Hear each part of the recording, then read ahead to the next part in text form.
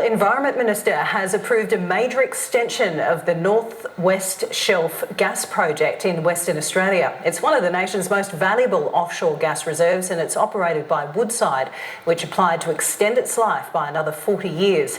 Based on the Pilbara's Burrup Peninsula, also known as Murujuga, the project sits within an area of immense cultural and environmental significance. Murujuga is home to the world's largest and oldest known collection of Aboriginal rock art, some dating back 50,000 years. These sacred petroglyphs include the earliest known human faces ever carved. Last week, a long-awaited, peer-reviewed report confirmed what traditional owners have long feared. Industrial pollution is actively degrading this ancient art.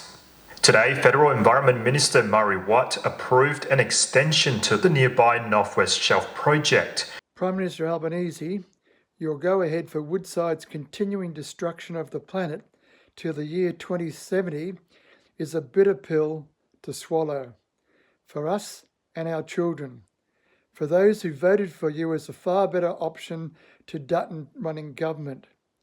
And how did you repay the people of Australia and our trust in you? You were not even a month back in the driver's seat, then you betrayed us for the proverbial 30 pieces of silver.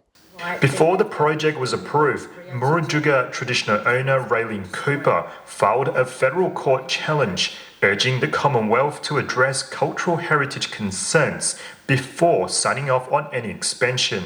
Money, because that's money and destruction. They are trying to wipe away my history, the history of this place, what it stands for the people from here. This is Juk and George in slow motion.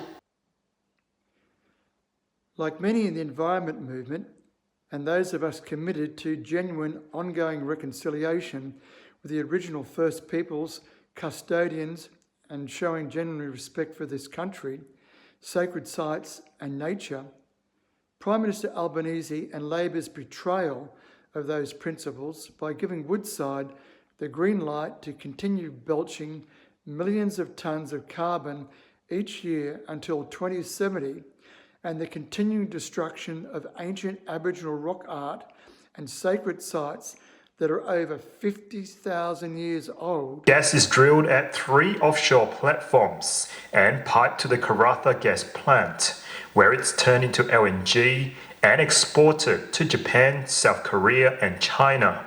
The project's environmental approval expires in 2030, but Woodside wants to keep it running to 2070. The combined power of the various fossil fuel workers' unions, Woodside, and the incredible power of the fossil fuel industry itself, aided and abetted by WA Premier Roger Cook, far outweighed the voice of millions of Australians who took Albanese at his word at election time when he and Energy Minister Chris Bowen repeatedly told us Labor was committed to serious action on climate change and renewable energy. But climate experts warn the North West Shelf extension could derail Australia's target of net zero by 2050, with Woodside's own data showing it produces around 6 million tonnes of greenhouse gases annually. That's the problem, is this is a long stream of emissions going out into the future at the time we are trying to cut it down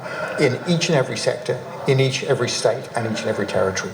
We need to make sure that there is security of energy supply at the same time as we support the transition, which reduces our emissions.